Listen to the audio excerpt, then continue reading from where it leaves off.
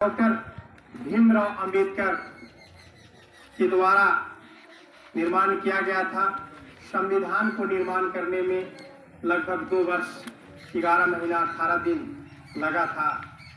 तभी से हमारे देश के एक एक नागरिक सद्भावना के साथ और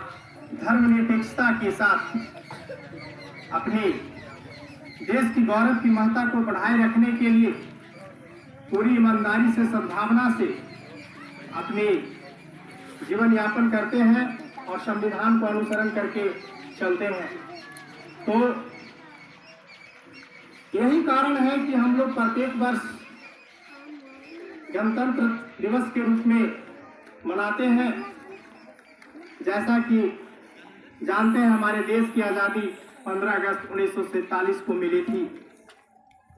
और इस आज़ादी के लिए हमारे देश के कई वीर सपूतों ने अपनी जानों को बलिदान दे दिया। यहाँ तक कि हमारी माताएं, बहनें, स्त्रियों सभी ने अपनी योगदान को दिया और इस देश को आज़ाद कराने के लिए जितना पुरुषों की महत्व रहा उतना स्त्रियों का भी महत्व रहा। इसीलिए नारी सशक्तिकरण की बात की जाती है और इसी महत्ता को देखते हुए नारी सशक्तिकरण की महत्व को पता चलता है कि जब तक पुरुषों को साथ स्त्रियों को नहीं मिला तब तक हमारे देश की आज़ादी नहीं मिल पाई। तो सबसे पहली बात, वर्तमान सरकार को भी देखा जाए तो नारी सशक्तिकरण पर विशेष रूप से बल दिया जा रहा है और सरकार का भी जोर है कि प्रत्येक नारी के लिए सम्मान को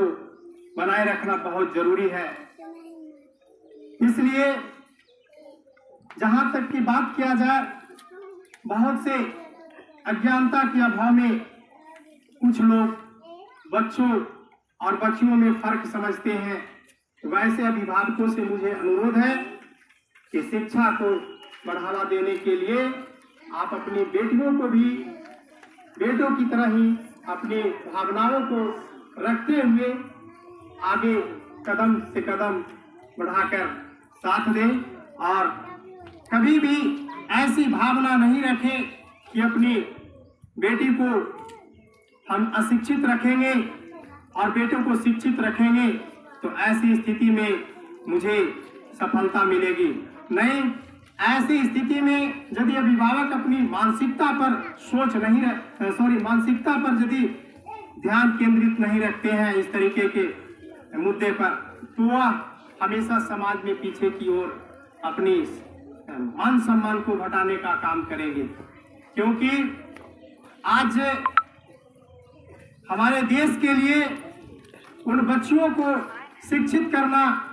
भी उतना ही जरूरी है जितना अपने बच्चों के लिए लोग ललायित रहते हैं। तो ऐसे सोच को हम लोगों को बढ़ाने के लिए बहुत ही सख्त जरूरत है और मुझे अभिभावकों से अनुरोध है कि आप अपने बच्चों को किसी भी शैक्षणिक स्थान में जहां आपको संतुष्टि मिलती है उसे अवश्य ही शिक्षित करने का काम करें। आप ये नहीं सोचें कि आप इसी विद्यालय में आप बच्चों को शिक्षित करें। आपको जिस भी विद्यालय में आपको संतुष्टि मिलती है, जहां भी शिक्षा अच्छी मिलती है, आपसे मुझे हाथ जोड़कर विनती है, आग्रह है कि आप अपने बच्चों को विद्यालय में अवश्य ही नामांकन करवाएं और अपने बच्चों को शिक्षा के साथ जोड़ने का काम करें। जैसा कि हम लोगों को जागने की जरूरत है और सरकार जगाने के लिए हमें बहुत ही अन्य प्रकार की योजनाओं और प्रयास को वो अपना रहे हैं, लेकिन हमारे देश के नागरिक अभी भी वैसे ही गहरी नींद में सो रहे हैं। एक बात आप सोच लीजिए कि विद्यालयों में बच्चों को अनेक प्रकार की वित्तीय योजना, साइकिल योजना और भोजन योजना, अनेक तरह की योजनाओं को लागू किया गया है। ऐसा इसलिए किया गया है कि लोगों में कम से कम इन सब लालच को देखकर जागरूकता आए कम से कम लालच में ही आए, लेकिन बच्चा शिक्षित तो हो। ऐसी स्थिति में सरकार की सोच के साथ हम सभी को आगे बढ़ने की जरूरत है और इस तरह की जरूरत हम सभी को अपनाना बहुत ही अहम माना जाता है। इसलिए कहा जाता है कि शिक्षा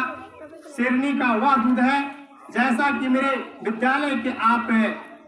फ्रंट लुक में आप देखते हैं कि मैं इस तरह का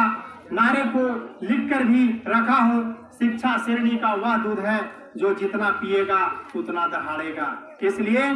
आज की समाज की, आज की बच्चों की, आज की युवक की सबसे ज्यादा जरूरत है तो वो है शिक्षा और शिक्षा के लिए ही हमें आगे अपनी लाइफ को आगे अग्रसर करने की जरूरत है। चाहे जितने भी गरीब तबका के लोग हैं, सभी से मुझे अनुरोध है कि इंसान अपनी मानसिकता के आधार पर गरीब होता है, इंसान अपनी सोच से गरीब हो सकता है। यदि इंसान अपनी सोच को,